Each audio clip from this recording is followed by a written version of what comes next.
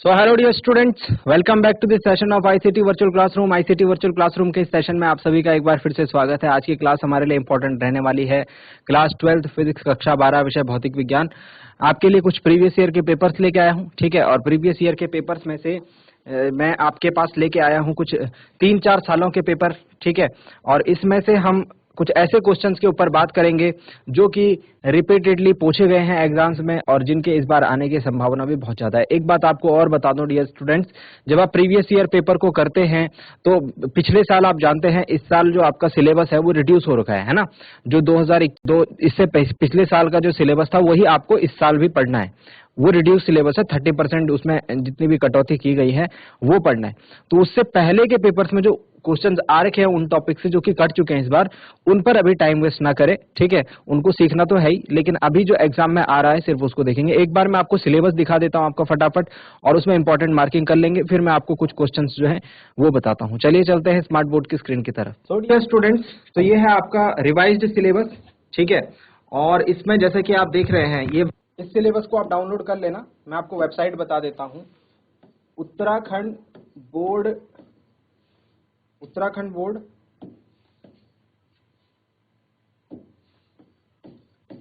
Class 12 syllabus पे आपको जाकर के फिजिक्स का इस साल का सिलेबस मिल जाएगा। इसमें जैसे कि आप देख रहे हो ये रिवाइज्ड सिलेबस है, only for the session 2020 to 2021 only.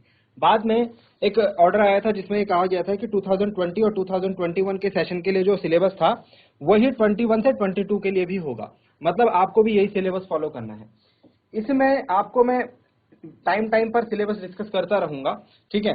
जो इंपॉर्टेंट पॉइंट्स हैं उनके ऊपर बात करते हैं। जिस चैप्टर को हम आज पढ़ रहे हैं, ठीक है, जिस चैप्टर के मैं आपको आज क्वेश्चंस कराऊंगा उसके ऊपर चलते हैं डायरेक्टली, ठीक है।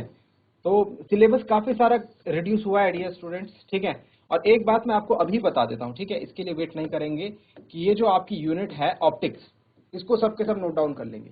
ये जो आपकी यूनिट है ऑप्टिक्स, यूनिट 6, ठीक है, इसमें जो ये रे ऑप्टिक्स का सिलेबस, ये 2 पार्ट में होती है ये यूनिट। रे ऑप्टिक्स मतलब, ऑप्टिक्स का मतलब प्रकाशिकी, ठीक है, और रे मतलब किरण। तो किरण प्रकाशिकी एक तो इसका पार्ट होता है, किरण प्रकाशिकी, और यहां से यहां तक ही आएगा तरंग प्रकाशिकी, वेव ऑप्टिक्स, तरंग प्रकाशिकी। तो इसका क्या करना, ठीक है, इसका ये वेव ऑप्टिक्स वाला पार्ट से पहले रे ऑप्टिक्स वाला पार्ट कंप्लीट कर देना। रे ऑप्टिक्स वाला पार्ट कंप्लीटली कर लेना। इसमें आपको 10th का कुछ पार्ट मिलेगा, 10वीं कक्षा का, ठीक है, और कुछ आपको नया मिलेगा। तो इसको तो आप पूरा कर लेना। यहां से क्वेश्चन जो है काफी ज्यादा, सबसे ज्यादा नंबर के क्वेश्चन ऑप्टिक्स से बनते हैं, ठीक है। इसीलिए बोल रहा हूं रे ऑप्टिक्स को तो पूरा कर लेना। और वेव ऑप्टिक्स में मैं आपको बताऊंगा इंपॉर्टेंट क्या क्या है, इसको भी पूरा करने की कोशिश करना। ऑप्टिक्स एक ऐसी यूनिट है जिसको आपको पूरा पढ़ना चाहिए, ठीक है। यहाँ इस यूनिट को पूरा पढ़ के आपका फायदा ही होगा, नुकसान नहीं होगा, ठीक है। तो इसको पूरा पढ़ना, पर रे ऑप्टिक्स ध्यान रखना, रे ऑप्टिक्स वाला पार्ट जो है ये पूरा जरूर पढ़ना, यूनिट 6। अब आते हैं आज के जो अपने हमारा जो टॉपिक है जिसके ऊपर हमें बात करनी है, वो है यहां से, वो है यूनिट नंबर 2 से, करंट इलेक्ट्रिसिटी से, जिसके बारे में हमने काफी सारी बातें करी है, ठीक है। हमने किरचॉफ लॉ और उसके एप्लीकेशंस को देखा, उस पर आधारित व्हीटस्टोन ब्रिज देखा, व्हीटस्टोन सेतु देखा। आज हम मीटर्स ब्रिज और पोटेंशियोमीटर के ऊपर बात करेंगे, ठीक है। मीटर ब्रिज और पोटेंशियोमीटर के ऊपर बात करेंगे। पोटेंशियोमीटर, मीटर ब्रिज को तो हम मीटर ब्रिज कहते हैं हिंदी में, पोटेंशियोमीटर को कहते हैं विभव मापी, पोटेंशियोमीटर को कहते हैं विभव मापी, ठीक है। विभव मापी के ऊपर बात करेंगे। इसका प्रिंसिपल देखना है, इसके एप्लीकेशन देखने हैं, इसके अनुप्रयोग देखने हैं, ठीक है। तो ये सारी चीजें देखनी है पोटेंशियोमीटर में। और व्हीटस्टोन सेतु हम पढ़ चुके हैं, उसका ही एक एप्लीकेशन या फिर उसका ही एक अनुप्रयोग है मीटर ब्रिज। चलिए, तो आज की क्लास में हमको बात करनी है मीटर ब्रिज के ऊपर। मीटर ब्रिज क्यों कह रहा हूं मैं, मीटर ब्रिज हमको पढ़ना है आज की क्लास में, क्योंकि अगर मैं आपसे बात करूं, मेरे पास जो पेपर्स अभी मैं लेकर आया हूं आप लोगों के लिए, इनमें अगर देखा जाए तो मैंने इसमें चेक करने की कोशिश करी, और 2018, 2019 और 2020 3 सालों के पेपर, पिछले 3 सालों के पेपर मैं आपके लिए लेके आया हूं, ठीक है। 2018, 2019 और 2020, जिसमें कि मुझे 2018 और 2020 के पेपर में एक क्वेश्चन मिला, वो है मीटर ब्रिज, मीटर सेतु, तो मीटर सेतु जो है ये 3 साल में 2 बार पूछा गया है, और आप सोचिए कितने नंबर का है ये 5 नंबर में पूछा गया है। ठीक है, 2018 में भी ये क्वेश्चन पूछा गया है मीटर सेतु में। क्वेश्चन पढ़ लेता हूं आपके लिए किस प्रकार से क्वेश्चन आया था। ये क्वेश्चन पेपर भी आप उत्तराखंड बोर्ड की, जैसे आप उत्तराखंड सर्च करेंगे, उत्तराखंड बोर्ड गूगल पे सर्च करना, 12th Uttarakhand board 12th class previous year paper, वहां पर आपको पिछले कई सारे सालों के पेपर मिल जाएंगे। आपके पास बुक्स भी आते हैं प्रीवियस ईयर पेपर की, उनको भी आप ले सकते हैं। ठीक है, वहां से आप पेपर निकाल लेना। मैंने 2018, 2019 और 2020 के पेपर लेके आया हूं आपके लिए। ठीक है, इसमें 5 नंबर का क्वेश्चन जो है 2018 में जो आया हुआ है, ठीक है, वो तो सिंपल ही आया हुआ है। देखो सुनना, क्वेश्चन सुनना। 2 क्वेश्चन आ रखे हैं इसी टॉपिक, जो मैंने अभी आपको टॉपिक बताए हैं। यहाँ पे देखो, यहाँ से इतने से ये 2 क्वेश्चन आ रखे हैं। देखो, विद्युत परिपथ के लिए किरचॉफ के नियमों की व्याख्या कीजिए तथा इसके आधार पर व्हीटस्टोन सेतु की संतुलित अवस्था में प्रतिरोधों के संबंध का प्रतिबंध प्राप्त कीजिए। मतलब किरचॉफ लॉ और उसके अनुप्रयोग और व्हीटस्टोन ब्रिज 5 नंबर में पूछा गया है 2018 में। उसके ही अथवा में क्या पूछा गया है, विभव मापी। तो उसके अथवा में विभव मापी पूछा गया। विभव मापी का सिद्धांत बताइए। ठीक है, और इसकी सहायता से किसी सेल का आंतरिक प्रतिरोध ज्ञात करने की प्रक्रिया समझाइए परिपथ आरेख द्वारा। ठीक है, तो इसमें ये वाला इसका एप्लीकेशन पूछा गया है, किसी सेल का आंतरिक प्रतिरोध ज्ञात करने की जो प्रक्रिया है उसको परिपथ आरेख द्वारा। तो समझ रहे हो आप, कहने का मतलब ये है कि पेपर में जो ये यूनिट मैं आपको बता रहा हूं, यहां से क्वेश्चंस आए हैं 2018 में। ठीक है, और इसके अलावा अगर बात करें 2019 के पेपर में भी यहाँ से क्वेश्चन पूछा गया है।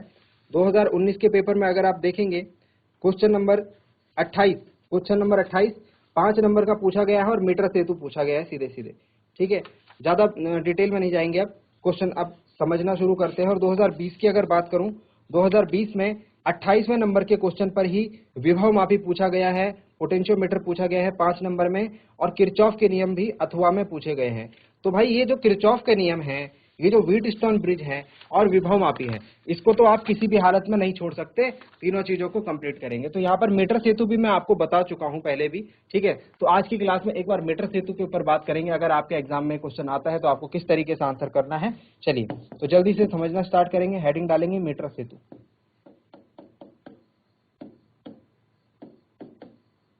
मीटर ब्रिज कितने नंबर में आया है क्वेश्चन, 5 नंबर में। ये सारे क्वेश्चन 5 नंबर में ही आपको देखने को मिलेंगे।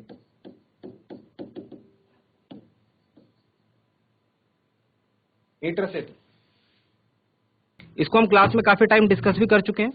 ठीक है, तो आज हम सिर्फ उतना बात करेंगे जो कि एग्जाम में हमको लिख के आना है। ठीक है, चलिए, तो मीटर सेतु, सबसे पहली बात यह है, मीटर सेतु जो है यह व्हीटस्टोन सेतु पर आधारित, किस पर बेस्ड है भाई, व्हीटस्टोन सेतु। तो व्हीटस्टोन सेतु अगर आपको पता है तो ये आपको इजीली पता लग जाएगा। व्हीटस्टोन सेतु पर आधारित उपकरण है, और क्या करते हैं हम इसकी सहायता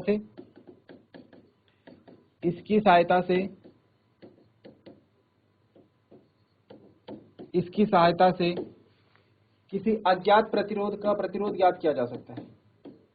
अज्ञात प्रतिरोध को ज्ञात किया जा सकता है। पहली बात तो आप ये समझेंगे कि व्हीटस्टोन सेतु पर आधारित ये एक युक्ति है या उपकरण है, और क्या करते हैं, इसकी सहायता से किसी अज्ञात प्रतिरोध को ज्ञात करते हैं। एक बार फटाफट व्हीटस्टोन सेतु को समझ लेते हैं। व्हीटस्टोन सेतु को यहां पर समझेंगे। ठीक है, व्हीटस्टोन सेतु में क्या होता था, इस तरीके से हमारे पास अगर बात करूं तो 5 रेजिस्टेंस यानी 5 प्रतिरोध होते थे। ठीक है, और 5 प्रतिरोध में एक स्पेशल कंडीशन जिसको हम कहते थे संतुलन की अवस्था, जब ये संतुलन की अवस्था में होता था, ठीक है, तो क्या होता था, तो ये भुजा अगर XY बोलूं तो यहाँ पर जो रेजिस्टेंस लगा है इससे होकर धारा नहीं बहती थी, मतलब इसे हम हटा लेते थे। तो फिर उस स्थिति में P/Q और R/S इक्वल हो जाते थे। P/Q is equal to R/S equal हो जाते थे। इतनी बात पता है ना। अगर मुझे R निकालना होगा, PQ और S पता होंगे तो मैं क्या करूंगा, R is equal to P/Q into S। समझ रहे हो? तो ये चीज यहाँ पर यूज होगी। अब वापस चलते हैं, इसको ध्यान रखना, ये चीज ने यहाँ पर यूज होना है। चलिए, तो अब बात करते हैं कि व्हीटस्टोन सेतु की जो रचना है ना, वो किस प्रकार से है और जो इसका सिद्धांत है वो क्या है। तो रचना के लिए आप एक डायग्राम में आपके सामने रख रहा हूँ, ठीक है। इसके सामने इसका जो स्ट्रक्चर होता है वो कुछ इस तरीके से होता है डियर स्टूडेंट्स। सबसे पहले इसका नाम मीटर सेतु क्यों पड़ा, मीटर ब्रिज क्यों पड़ा, क्योंकि इसमें एक वायर होती है जो कि 1 मीटर लंबी होती है। इसमें एक वायर होती है जो कितने मीटर लंबी होती है, जो 1 मीटर लंबी होती है, ठीक है। और ये वायर पूछेंगे अगर किस चीज की होती है, कौन से पदार्थ की होती है, तो ये वायर होती है कॉन्स्टेंटेन और या मैग्नीन की।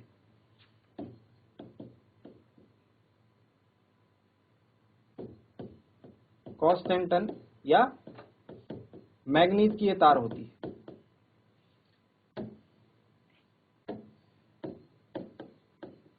कितनी, 1 मीटर लंबी। इसको देखो आप खुद से लिखेंगे, रचना को मैं नहीं लिखूंगा, मैं बता रहा हूं आपको साथ साथ में कि क्या क्या होता है, ठीक है। जिसका परिच्छेद समान होता है, परिच्छेद मतलब ए समान होना चाहिए इसका, ठीक है। जिसका परिच्छेद समान होता है, ठीक, ऐसा कॉन्स्टेंटन और मैग्नीज का एक तार होता है। इसको हम क्या करते हैं, लकड़ी के बोर्ड पर हम इसको टाइट कर देते हैं, ठीक है। लकड़ी के एक बोर्ड पर हम इसको टाइट कर देते हैं और इसके नीचे हमने एक मीटर स्केल भी लगाया रहता है। इसके नीचे हमने क्या लगाया रहता है, 1 मीटर का एक स्केल लगाया रहता है। 1 मीटर का जो पटरी होती है ना, वो लगाई रहती है हमने इसके नीचे। इसके नीचे आप जानेंगे कि 0 से लेकर 100 सेंटीमीटर तक लिखा होगा, मतलब 1 मीटर हो गया, ठीक है। ये बात समझ में आ गई। इसके बाद क्या होता है, यहां पर अगर इसका ये सिरा A है और इसका ये सिरा C है, तो इसको ऐसे एल शेप की 2 पत्तियां, हम 2 पत्तियां देखेंगे आप इसके पास, एल शेप की 2 पत्तियां, ठीक है। ये पत्तियां जो होती हैं तांबे की होती हैं, ये तांबे की पत्तियां होती हैं, इनसे ये जुड़ा रहता है ए और सी। इसके ये एसी तार जो थी हमारी कॉन्स्टेंटन या मैग्नीज की तार, ठीक है, 1 मीटर लंबी जो थी, ये एल शेप की पत्तियों से जुड़ा रहता है जो कि हमारी तांबे की होती है। इसके ऊपर यहाँ पर जो है पेंच लगा रहता है, यहाँ पर क्या लगे रहते हैं, पेंच लगे रहते हैं। और यहाँ बीच में भी क्या होती है, एक पत्ती होती है, ये भी सेम तांबे की होती है, इसके ऊपर भी पेंच लगे होते हैं। तो ये एक बेसिक स्ट्रक्चर है किसका, मीटर ब्रिज का, मीटर सेतु का एक बेसिक स्ट्रक्चर है, ठीक है। अब अगर बात करें तो यहाँ बीच में भी एक पेच होता है और इस पेच से होकर के एक वायर जाती है, जिस वायर में हमने लगाया रहता है क्या, गैल्वेनोमीटर, विभव मापी को। और उसके दूसरी तरफ आप देखेंगे एक नुकीली पेन टाइप आपके पास एक उपकरण होता है जिसको हम कहते हैं जॉकी, जिसको हम क्या कहते हैं, जॉकी। समझ रहे हो बात को? तो इस तरीके का स्ट्रक्चर होता है किसका, 1 मीटर सेतु का। बात समझ में आ गई। हम क्या करते हैं, हम यहाँ से इसको उठा करके ये इस पॉइंट को कहीं भी ले जा सकते हैं। इस तरीके से देखो, समझाता हूँ आपको। इस पर जो ये जॉकी लगी होती है, हम इसे उठा करके ऐसे इस तार के ऊपर कहीं भी खिसका सकते हैं, इस तरीके से। साथ में ये गैल्वेनोमीटर भी खिसकेगा, वो आप समझ रहे होंगे। तो ये संरचना होती है किसकी, विभव मापी की, मीटर सेतु की, ठीक। इतना काम समझ में आ गया। अब हम क्या करते हैं, हम इसका सर्किट किस तरीके से स्टार्ट करते हैं। ये हो गया हमारा मीटर सेतु भाई। इसमें मुझे नहीं लगता किसी को कोई डाउट होगा, इसकी रचना लिखने में मुझे नहीं लगता किसी को कोई समस्या आ रही होगी, ठीक है। अब देखो क्या होता है, ये हमारा मीटर सेतु है। अब ये स्टार्ट कैसे होगा, अब ये काम करना कैसे स्टार्ट होगा। हम क्या करते हैं, यहां से और यहां से एक वोल्टेज सोर्स लगा लेते हैं, एक सेल लगा लेते हैं, और इधर एक धारा नियंत्रक हम लगा लेते हैं। धारा नियंत्रक आप जानते हैं, रियोस्टेट, जो कि धारा को नियंत्रित करने का काम करता है परिपथ में। तो एक धारा नियंत्रक लगा दिया और यहां पर एक स्विच लगा लिया, ठीक है।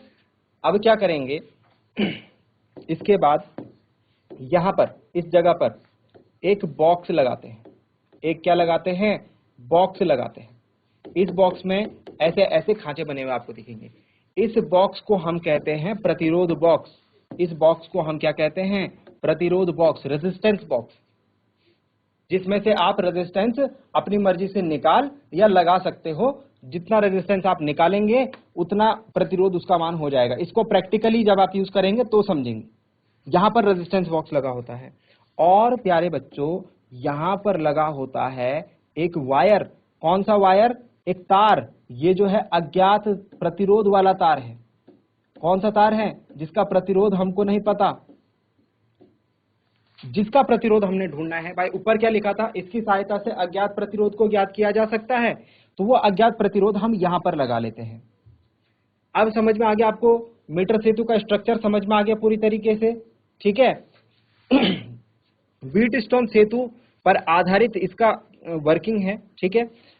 तो एग्जाम में डायग्राम बनाते टाइम थोड़ा ध्यान रखना, यहाँ पर प्लस माइनस लिखना है आपको, यहाँ पर इसको इंडिकेट कर देना है। ये रियोस्टेट है, सेल वो धारा नियंत्रक है, RH लिख देना यहाँ पर, और यहाँ पर स्विच को ऑन कर देना, ए बिंदी लगा देना, और के लिख देना। के मतलब कुंजी की, ठीक है।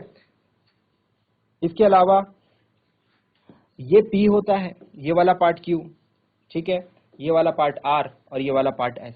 आप जानते हैं व्हीटस्टोन ब्रिज में PQRS 4 प्रतिरोध होते हैं, तो यहाँ पर PQRS ये 4 पार्ट्स होते हैं। अगर इतनी बात समझ में आ गई है तो आगे हमें कोई समस्या नहीं होने वाली है। अब ये मीटर सेतु जो है लगभग खत्म हो गया। इतना समझ में आया? इसे जल्दी से नोट डाउन कीजिए। अपनी लैंग्वेज में जो जो बातें मैंने बताई वो लिखिए यहाँ पर। ये इसकी रचना होगी। रचना आपसे एग्जाम में अक्सर नहीं पूछी जाती है, ठीक है। आपसे इसका सिद्धांत पूछा जाएगा, इसकी वर्किंग पूछी जाएगी, ठीक है। जैसे कि ये क्वेश्चन आया है आपके पास 2019 के पेपर में। इसमें क्या लिखा है? मीटर सेतु का सिद्धांत लिखिए, ठीक है। तो सिद्धांत हमने इसका बता दिया, ठीक है। फिर भी अभी एक्स्ट्रा मैं सिद्धांत लिख दूंगा इसका। फिर उसके बाद इसमें क्या होता है? किसी तार के प्रतिरोध के निर्धारण करने के लिए मीटर सेतु का परिपथ चित्र बनाइए। परिपथ चित्र आपने बना दिया, उसकी सहायता से तार का प्रतिरोध ज्ञात करने के लिए सूत्र स्थापित कीजिए। इसके बाद हम सूत्र स्थापित करेंगे। तो 5 नंबर में आपको 3 क्वेश्चन पूछ दिए हैं। मीटर सेतु का सिद्धांत लिखिए 1, किसी तार के प्रतिरोध निर्धारण करने के लिए मीटर सेतु का परिपथ चित्र बनाइए 2, उसकी सहायता से सूत्र स्थापित कीजिए 3। तो 3 क्वेश्चन के अगर आप उत्तर दे देंगे तो 5 नंबर मिल जाएंगे। चलिए, तो अब बात करते हैं कि किस तरीके से हम तार के जो प्रतिरोध है, जो अज्ञात तार है ये वाला, इसका प्रतिरोध हम कैसे निर्धारित करते हैं। देखो भाई, हम क्या करते हैं, इसकी सिंपल वर्किंग होती है। पहले हम चेक कर लेते हैं, जैसे ही स्विच को ऑन कर देते हैं, ये पूरा समायोजन होने पर हम सबसे पहले चेक करते हैं कि हमारा अरेंजमेंट काम कर रहा है या नहीं। हमारा अरेंजमेंट काम कर रहा है या नहीं, इसको चेक करने के लिए हम जॉकी को उठाते हैं, इधर और इधर एक बार टच करते हैं। जैसे ही टच करते हैं तो ये जो सुई है, ये घूमती है, या तो इधर या इधर ये घूमती है, ठीक है। जब ये घूमेगी तो हमें क्या पता लगेगा? हमें पता लगेगा कि हमारा मीटर ब्रिज जो है काम कर रहा है और सही कंडीशन में है, ठीक। इसके बाद क्या करते हैं, हम यहां से ये अपनी मर्जी से प्रतिरोध बॉक्स से कोई प्रतिरोध हटा देते हैं, ठीक है। और यहां से इस जॉकी को इस तरफ या इस तरफ लेकर जाते हैं। हमको क्या करना है? हमको ये करना है कि ये जो सुई है ये बिल्कुल सीधी हो जाए, ये बिल्कुल सीधी हो जाए। समझ रहे हो बात को? यहाँ बीच में 0 लिखा होता है गैल्वेनोमीटर में। हम चाहते हैं कि ये सुई जो है 0 पर आकर के रुक जाए। जैसे ही ये 0 पर आ जाएगा, हमको फटाफट से वो रीडिंग जो है यहाँ पर से नीचे नोट डाउन कर लेना है मीटर स्केल पर। इसके नीचे मीटर स्केल लगा होता है ना, तो यहाँ पर लिखा होगा 10, 20, 30 सेंटीमीटर, कुछ भी लिखा होगा, वो आपको नोट डाउन कर लेना है। जैसे ही आपने नोट डाउन कर लिया, वो P की वैल्यू हो जाएगी। अगर यहाँ पर 0 है तो यहाँ से यहाँ तक सपोज 30 लिखा हुआ, 30 सेंटीमीटर, तो P की वैल्यू 30 सेंटीमीटर हो गई। और Q की वैल्यू क्या हो जाएगी? 70 सेंटीमीटर, क्योंकि ये 1 मीटर का स्केल है 100 सेंटीमीटर का। समझ में आ गया? इतना समझ में आ गया। अब इसको लिखवा रहा हूं मैं, ठीक है। इसको लिखते हैं, चलो। सबसे पहले हम क्या करते हैं, स्विच को ऑन करते हैं। मैं शॉर्ट में लिख रहा हूं, आप अपने हिसाब से लिखेंगे। सबसे पहले कुंजी को ऑन करते हैं, उसके बाद प्रतिरोध बॉक्स, रेजिस्टेंस बॉक्स से कोई प्रतिरोध निकाल लेते हैं, कोई प्रतिरोध निकाल लेते हैं, ठीक है। देन हम क्या करते हैं, प्रतिरोध बॉक्स से कोई प्रतिरोध इस प्रकार निकालते हैं कि उसके बाद हम क्या करते हैं कि जॉकी जो है, जॉकी को तार AB पर खिसकाते। अब ये वाला काम इंपॉर्टेंट रहेगा। तब तक खिसकाते हैं जब तक गैल्वेनोमीटर G का विक्षेप शून्य ना हो जाए। जैसे ही ये काम हो गया हमारा काम खत्म। तो इसमें आपको अरेंजमेंट करने में टाइम लगेगा, लेकिन प्रैक्टिकल करने में 1-2 मिनट का टाइम भी नहीं लगेगा। समझ रहे हो? बस हमको उसको खिसकाना है, जैसे जीरो हुआ बस काम खत्म। ठीक है, चलो लिख दिया होगा सबने, अपने अपने शब्दों में लिख लो। ये समझना है, बस अपने हिसाब से लिख लेना है इसको। तार AC की प्रति सेंटीमीटर लंबाई का प्रतिरोध स्मॉल r है। ये तार AC जो है यहां से लेकर यहां तक 1 मीटर लंबा है। इसका प्रति सेंटीमीटर का प्रतिरोध अगर R है तो 2 सेंटीमीटर का कितना हो जाएगा 2R, 3 सेंटीमीटर का कितना हो जाएगा 3R, 4 सेंटीमीटर का कितना हो जाएगा 4R, मतलब L सेंटीमीटर का कितना हो जाएगा LR। ठीक है, तो मानते हैं हम कि L लंबाई, ये जो P वाली जो है, हमको जो जीरो विक्षेप मिला, हमने यहाँ पर कोई लंबाई चेक करी, जब जीरो विक्षेप आ गया तो ये लंबाई L थी। कितनी थी? L थी। और ये वाली लंबाई ऑटोमेटिकली कितनी हो जाएगी 100 - L। क्यों? क्योंकि ये एक मीटर स्केल है। ये बात तो समझ में आ रही होगी ना, मैथ्स में हम इन चीजों को पढ़ते हैं। तो एकांक लंबाई प्रति सेंटीमीटर लंबाई या फिर एकांक लंबाई का प्रतिरोध अगर स्मॉल r है तो तार AB, या फिर इसको कह लेते हैं तो प्रतिरोध P की जो वैल्यू हो जाएगी वो हो जाएगी लंबाई गुणा एकांक लंबाई का प्रतिरोध, है ना। इतनी लंबाई जो है L है और एकांक लंबाई का प्रतिरोध R है, तो जो P का प्रतिरोध हो जाएगा वो यहां से यहां तक, ये पूरा P प्रतिरोध है, तो L × R, small l × R। समझ रहे हैं इस बात को? इसी तरीके से प्रतिरोध Q में निकाल सकता हूं। प्रतिरोध Q की लंबाई क्या है भाई 100 - L, और एकांक लंबाई का प्रतिरोध स्मॉल r है, तो Q जो प्रतिरोध हो जाएगा वो हो जाएगा 100 - L × R। समझ में आ गया? R हमको पता है, R तो हमारा ज्ञात प्रतिरोध है ना, क्योंकि R हमारा रेजिस्टेंस बॉक्स है। इसमें से प्रतिरोध हम खुद से निकालेंगे, खुद से लगाएंगे, तो R की वैल्यू हमको पता होगी। बचा हमारा S, तो S की वैल्यू हमको फाइंड आउट करनी है।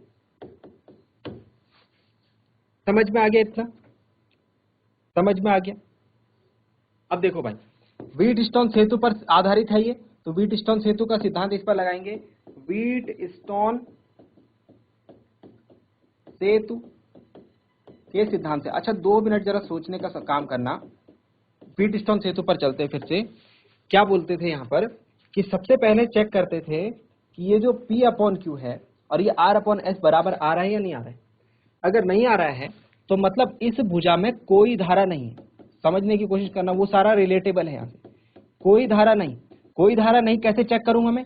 यहाँ पर मैं लगाऊंगा गैल्वेनोमीटर। यहाँ पर मैं क्या लगाऊंगा? गैल्वेनोमीटर। और गैल्वेनोमीटर की सुई कहां पर होगी भाई? 0 पर, मतलब कोई विक्षेप नहीं। कोई विक्षेप नहीं मतलब कोई धारा नहीं। समझ रहे हो? तो यही चीज तो हमने यहाँ पर अप्लाई करी है। हमने क्या बोला यहाँ पर? गैल्वेनोमीटर की सुई कहां पर करेगी भाई? 0 पर इंडिकेट, मतलब कोई धारा नहीं। मतलब कि ये पूरा का पूरा जो है व्हीटस्टोन सेतु का जो सिद्धांत हमारा यूज हो रहा था उस पर आधारित है। अब व्हीटस्टोन सेतु के सिद्धांत से हमारे पास क्या था भाई? P/Q = R/S था या नहीं था? P/Q = R/S था या नहीं था? अगर मुझे निकालना है अज्ञात प्रतिरोध S, S, तो S = क्या हो जाएगा भाई? S = हो जाएगा Q/P × R।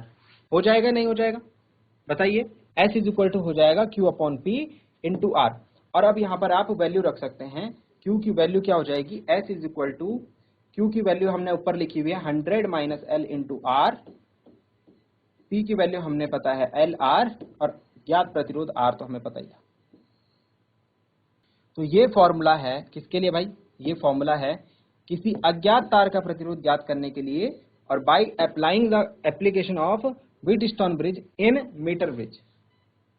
तो अज्ञात तार प्रतिरोध S का प्रतिरोध मैं इजीली फाइंड आउट कर सकता हूं।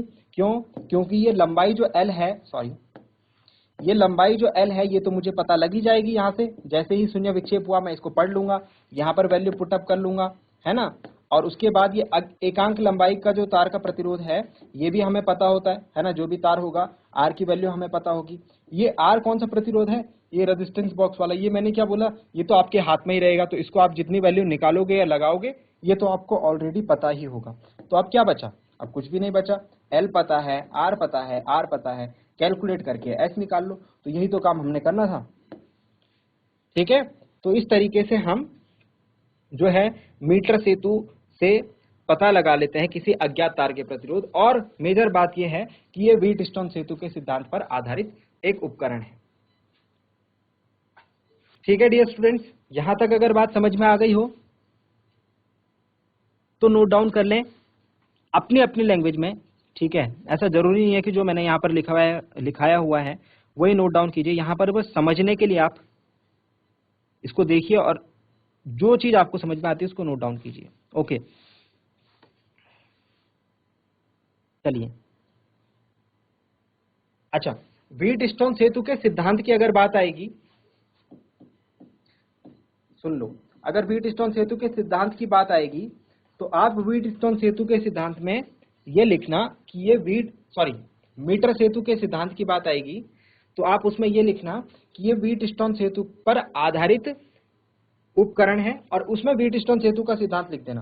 क्या लिखोगे, संतुलित अवस्था में, ठीक है, P/Q = R/S होता है। यही सिद्धांत आप इसमें भी लिखोगे, समझ गए, यही सिद्धांत आप इसमें भी लिखोगे। तो सिद्धांत के लिए ज्यादा कंफ्यूज नहीं होना है। ये आपका 5 नंबर का क्वेश्चन है बच्चों, 5 नंबर आपको मिल जाएंगे इतने में, अगर आपने इतनी बातें इसमें समझा दी तो। कितने को समझ में आया, आई होप सबको समझ में आया होगा, ठीक है। और एक चीज और डिस्कस करते हैं कि मीटर सेतु की कुछ सीमाएं भी होती हैं, कुछ लिमिटेशंस भी होती हैं। क्या सीमाएं होती है मीटर सेतु की, कुछ 1-2 लिमिटेशंस के ऊपर अगर बात करें तो यहां पर हमने क्या बात करी यहां पर हमने ये बात करी कि ये जो तार था ये वाला है, ये जो एल शेप का था यहाँ पर, और ये जो एल शेप का था और बीच में पत्ती लगी थी, ये किसकी थी भाई, तांबे की। हमारे परिपथ में ये तांबे का तार भी तो आ रहा है ना, इसका भी कुछ प्रतिरोध होगा, तो इसको तो हम कंसिडर ही नहीं कर रहे। तो पहली इसकी सीमा जो है, जो यहाँ पर तांबे के तार की जो पत्तियां यूज होती है, ये मोटी मोटी एल शेप की हैं, जो इनका प्रतिरोध हम कंसिडर नहीं करते। इसीलिए हम क्या करते हैं, मीटर सेतु की सहायता से बहुत छोटे प्रतिरोधों के सही मान को ये बता पाता है। अगर बड़े प्रतिरोध होंगे तो वहां पर गड़बड़ हो जाएगी, ठीक है, क्योंकि ये जो इंटरनल जो ये कॉपर के जो प्रतिरोध हैं इनको हमने कंसिडर नहीं करा है। तो इसीलिए छोटे प्रतिरोध होंगे तो वहां पर बहुत छोटे प्रतिरोधों के मान नहीं ज्ञात किए जा सकते, बड़े के तो कर लेंगे, बहुत छोटे प्रतिरोधों के मान ज्ञात नहीं कर सकते इस वजह से, ठीक है। इसको हमने ठीक किया, इस चीज को हमने लिमिटेशन को सुधारा, और सुधारने के बाद जो हमारे पास, ये तो नोट डाउन कर लिया होगा, सुधारने के बाद जो हमारे पास दूसरा सेतु बना उसको हम कहते हैं कैरी फॉस्टर ब्रिज। क्या कहते हैं, कैरी फॉस्टर ब्रिज। भले ही आपके पास है नहीं, बट कैरी फॉस्टर ब्रिज क्या है, कैरी फॉस्टर ब्रिज और कुछ नहीं, ये मीटर सेतु का ही एक सुधरा हुआ रूप है, जिसकी सहायता से हम बहुत छोटे प्रतिरोधों के मान भी ज्ञात कर सकते हैं, उनके मान भी फाइंड आउट कर सकते हैं। इसका दूसरा जो ड्रॉबैक है, दूसरी कमी जो है वो ये है कि इसमें जो धारा है हम बहुत अधिक देर तक नहीं प्रवाहित करेंगे, बहुत अधिक देर तक धारा नहीं प्रवाहित कर सकते। क्यों, बहुत अधिक देर तक धारा अगर प्रवाहित करेंगे तो ये कांस्टेंट टर्न और जो मैग्नीज का तार है ना, ये गर्म हो जाता है। कैसा हो जाता है, गर्म हो जाता है। गर्म होने के कारण इसका गर्म हो गया मतलब ताप बदल गया, सोचो जरा, और ताप बदल गया मतलब प्रतिरोध बदल जाएगा। तो हमको क्या करना है, जैसे ही हमारा सर्किट ऑन होगा जल्दी से जल्दी हमें अपना काम करना है और सर्किट को बंद कर देना है, तब हमारा सही रिजल्ट, हमारा एक्यूरेट रिजल्ट आ पाएगा। अगर ज्यादा देर तक आपने इसको ऑन रखा, ज्यादा देर तक धारा प्रवाहित करी, तो जो रेजिस्टेंस है, जो प्रतिरोध है, उसका मान बदल जाता है, ठीक है। और थर्ड जो लिमिटेशन है वो है रेजिस्टेंस बॉक्स, यानी कि प्रतिरोध बॉक्स को लेकर के। अगर हमको, जब हम रेजिस्टेंस बॉक्स आर से कोई प्रतिरोध निकालेंगे, ठीक है, तो उस प्रतिरोध की वैल्यू इतनी होनी चाहिए कि जो जी का विक्षेप है, जो गैल्वेनोमीटर का विक्षेप है, ये 0 हो जाए। तो ये बात तो हम जब करेंगे तभी पता लगेगी। बाकी जो फर्स्ट और सेकंड लिमिटेशन है वो आपको प्रैक्टिकली ध्यान में रहनी चाहिए, ठीक है। तो आई होप यहां तक की बातें आपको समझ में आई होंगी। मीटर सेतु का कॉन्सेप्ट अच्छे से क्लियर हो गया है, ठीक है। अगर इस बार ये क्वेश्चन आता है तो जिसके चांसेस भी है, क्योंकि पिछले साल नहीं आया था, पिछले साल विभव मापी आया था, इस साल जो है आ सकता है क्वेश्चन, तो इसको आप अच्छे तरीके से तैयार रखिए। सो आई होप आपको जो बातें बताई गई हैं वो समझ में आई होंगी, इंटरेस्टिंग लगी होंगी और आपने ध्यान दिया होगा। घर से एक बार रिवाइज जरूर करें, पिछले साल के क्वेश्चन पेपर जरूर देखें, और एक बात और ध्यान रखें कि इस साल आपका सिलेबस कम हुआ है, तो पिछले साल के क्वेश्चन पेपर में कुछ ऐसे क्वेश्चन होंगे जो कि आपके सिलेबस से इस बार हट चुके हैं, उनका ध्यान रखें। अगली क्लास में मिलते हैं एक नए और इंपॉर्टेंट टॉपिक के साथ। क्लास से जुड़ने के लिए आप सभी का बहुत बहुत धन्यवाद। Thank you very much and have a nice day.